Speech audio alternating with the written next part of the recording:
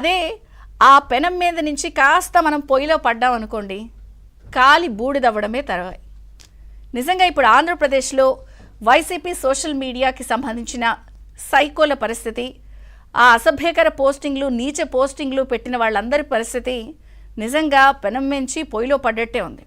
ఎందుకంటే దిక్కు తోచకుండా చెట్టుకొకరు పుట్టుకొకరు, మేం చేయలేదంటే మేం చేయలేదు, క్షమాపణలని ఒకళ్ళు, దండం పెట్టి ఒకళ్ళు, పేరు పేరున తప్పైపోయిందని ఒకళ్ళు, ఇంటికి పోలీసులు నోటీస్ ఇవ్వడానికి వెళ్తే ఇళ్ళు తాళాలు, వాళ్ళు చెప్తే చేసాం మాకేం తెలియదు మహాప్రభో అని ఒకరు, ఇలా వాళ్ళ పరిస్థితి చెట్టుకొకరు పుట్టుకొకరు కకావికలమైన పరిస్థితి అనమాట. నిజంగా ఎప్పుడూ కూడా ఈ స్థాయిలో వాళ్ళు ఊహించుండరు ఇలా జరుగుతుంది అని. ఎందుకంటే అసభ్యకరంగా ఏ స్థాయిలో పోస్టులు పెట్టారంటే తన మన లేదు, తల్లి చెల్లి లేదు, కనీసం వాడికి సంబంధించిన మనం ఇలా పెట్టచ్చా లేదా అనే ఆలోచన, ఇంగిత జ్ఞానం కూడా లేకుండా ఆ స్థాయిలో పోస్టింగ్లు పెట్టారు. అయితే ఇప్పుడు దాన్ని ఏమంటారంటే ఏది చేస్తే మనకు అదే వస్తుంది అని అంటారు పెద్దలు. నిజంగా ఏ స్థాయిలో వాళ్ళు ఆ బూత్ పోస్టింగ్లు, నీచ అసభ్యకరమైన పోస్టింగ్లు పెట్టారో ఈరోజు ప్రభుత్వం కొత్తగా ఏర్పడిన తర్వాత కూటమి ప్రభుత్వం వీరందరిపై ఉక్కుపాదం మోపింది. పూర్తి ఆధారాలతో సహా ఎక్కడికక్కడ వాళ్ళందరినీ కూడా అరెస్ట్ చేస్తున్నారు, కోర్టుల ముందు ప్రజెంట్ చేస్తున్నారు. విచారణలో అయితే ఇక సంచలన విషయాలే బయటకు వస్తున్నాయి. వర్ర రవీంద్రారెడ్డికి సంబంధించిన అంశంలో అయితే నేర అంగీకారంతో పాటు అతను చెప్పిన సంచలన విషయాలందరూ కూడా యావత్ ఆంధ్రప్రదేశ్ ఉలిక్కిపడేలాగా అయిపోయింది.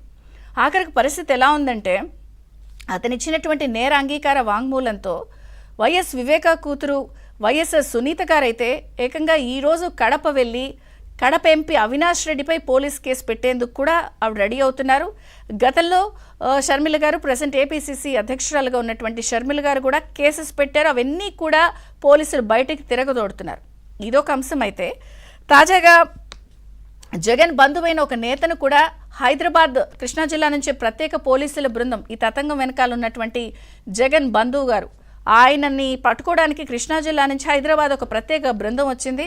అసలు ఇది ఎంత ఆర్గనైజర్గా జరిగింది, ఏ స్థాయిలో జరిగింది, వాళ్ళకి డిజిటల్ కార్పొరేషన్ నుంచి ఏ స్థాయిలో చెల్లింపులు చేశారు, ఒక్కొక్క అంశం బయట పడుతుంటే అందరూ నివ్వెరపోతున్నారు, ఆశ్చర్యపోతున్నారు, ఉలిక్కి పడుతున్నారు.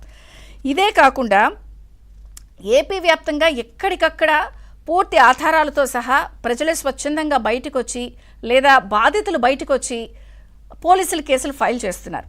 ఇది కాకుండా కొత్త అంశం, జనరల్గా మనం అంటూ ఉంటాం కదా, ఒక స్కీమ్ ఉందంటే దాని వెనకాల ఒక్కోసారి స్కామ్ కూడా ఉంటుంది అని. నిజంగా మరి వైసీపీ గత ప్రభుత్వం ఈ అంశాలన్నింటినీ కూడా ఎంతో ఆర్గనైజర్గా చేశారు. అది కూడా ఈ సోషల్ మీడియా సైకోల్ని అడ్డం పెట్టుకుని కూడా పథకాలని కూడా వాళ్ళ ఆంఫట్ అని తినేసే పరిస్థితికి వచ్చింది. కొత్త అంశం ఆంధ్రజ్యోతి అండ్ ఏబిఎన్ ఆంధ్రజ్యోతి పరిశీలనలో వెలుగు చూసినటువంటి అంశం ఏమిటంటే వైసీపీ సర్కార్లో దాదాపుగా వాళ్ళన్నింటినీ కూడా బటన్ నొక్కాం ఇదే మాట. మరి బటన్ నొక్కిన దాంట్లో కూడా స్కీములన్నింటిలో కూడా ఎంత స్థాయిలో స్కాములు చేశారంటే కళ్ళు చెదిరే స్కామ్ ఇప్పుడు బయటపడింది. ఈ కార్యకర్తలకు కూడా పథకాల సొమ్మును పంచిపెట్టేశారు వాళ్ళు. ప్రధానంగా కూడా అర్హుల్లో ప్రభుత్వ శాఖల నుంచి ఒక జాబితా తయారు చేసి కొందరి పేర్లు అందులోంచి ఎత్తేసి ఎవరైతే ఈ సోషల్ మీడియాలో నీచంగా, అసభ్యకరంగా లేదు వాళ్ళ లక్ష్యంగా టార్గెట్గా పెట్టుకున్నటువంటి అప్పుడు ప్రతిపక్ష నేతగా ఉన్నటువంటి చంద్రబాబు గారు కానీ, పవన్ కళ్యాణ్ గారు కానీ, వాళ్ళ కుటుంబ సభ్యులు, వీళ్ళ కుటుంబ సభ్యులు, మహిళలు, కాస్త నోరెత్తి మాట్లాడుతున్న వాళ్ళు, మీడియాలో ఉన్నటువంటి జర్నలిస్టులు, వీళ్ళందరిపై కూడా మరి పోస్టింగ్లు పెట్టిన వాళ్ళందరినీ కూడా ఈ అర్హుల జాబితాలో కొంతమందిని తొలగించేసి వీళ్ళని అందులో చేర్చారనమాట. చేర్చేసి బ్యాంకర్లకు వెళ్లే జాబితాను కూడా గోల్మాల్ చేసేసి అమ్మ ఒడిలోనే ప్రధానంగా అత్యధికంగా ఈ స్కామ్ జరిగినట్టుగా ఇప్పుడు వెల్లడైంది. తాజా విచారణలో పోలీసులు ఈ అంశాన్ని కూడా గుర్తించారు. అదే అంటారు కదా, గురి పెడితే ఎరపడింది అన్నట్టు. నిజంగా వీళ్ళందరినీ గురిపెట్టి దీని వెనుకున్న సూత్రధారులు ఎవరు, పాత్రధారులు ఎవరు, అసలు ఎవరు చెప్తే చేశారు, దీని వెనుకున్న ఆర్గనైజ్డ్ క్రైమ్ ఏంటి అని చెప్పి గురి పెడితే నిజంగా ఎరపడింది అన్నట్టు ఈ స్థాయిలో సోషల్ మీడియాకి సంబంధించిన ఈ సైకోలందరికీ కూడా పథకాలన్నింటినీ కూడా ప్రభుత్వ సొమ్ముని, ప్రజాధనాన్ని కూడా ఖర్చు పెట్టేశారు. ఖాతాలపై డిజిటల్ ఫోరెన్సిక్ ఆడిట్ జరుగుతోంది. ఇప్పటికే 25,000కు పైగా ఈ సైకోలందరినీ కూడా గుర్తించి వీళ్ళకి పనిచేసినట్టుగా కూడా ఈ జాబితాలో తేడాను గుర్తించారు.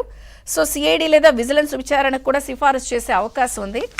మొత్తంగా చూస్తే అసలు ఈ అంశాలన్నిటిపై ఒక ఎత్తు అయితే నిన్న ఏదైతే హైకోర్టు చాలా సీరియస్ అయింది. ప్రధానంగా ఈ సోషల్ మీడియాకి సంబంధించిన సైకోల్ అంశం ఇంత సీరియస్గా జరుగుతుంటే గత ప్రభుత్వ హయాంలో వైసీపీ హయాంలో తెలుగు భాష అధ్యక్షుడిగా ఉన్నటువంటి విజయబాబు గారు హైకోర్టును వెళ్ళి పిల్ వేశారు.